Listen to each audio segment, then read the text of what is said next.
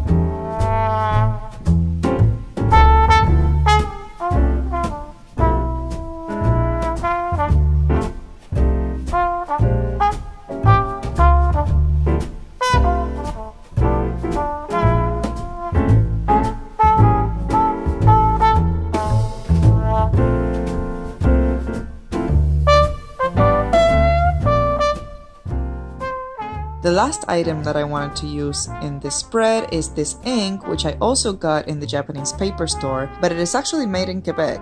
The brand is Tete de Plume, and I got it in a dark purple, which I know I already have so much purple ink, but it was actually the only color left in stock, so it was either this or black, and you can count the times I used black ink with like 0 hands. So I went with the purple. I want to say this ink is so great to use. It is quite thick, so it doesn't feel like it is dripping off the nib, which I love, and it also has this really cool texture once it's dry on the paper. Like, you can definitely tell that it was done with a dip pen, which I love, that handmade look. And also, I forgot to show it in the video, so you'll have to trust me on this one. Sorry about that, but there was 0 bleed through and barely any ghosting with a dip pen in Leuchtturm paper, where most of my pens and inks bleed like crazy. So this was just such a pleasure to use. I am already looking forward to using it again in my bullet journal. You'll be seeing more of it. As for the journaling, I wanted to write about the experience of visiting a city for the second time, since I had already been to Montreal before, and how freeing the experience is. You've already been here, already done all the touristy things, and you get to just enjoy and do things you would do in your own city, like go to stationery stores and sit in parks for however long you want and drink beer and just do things simply because you enjoy them, and not just because it's the things you should do and things you need to visit in a new city. But that's all I have for you today. Subscribe if you like this type of artsy journaling videos, and I'll see you next week with another video. Have a fantastic day. Bye!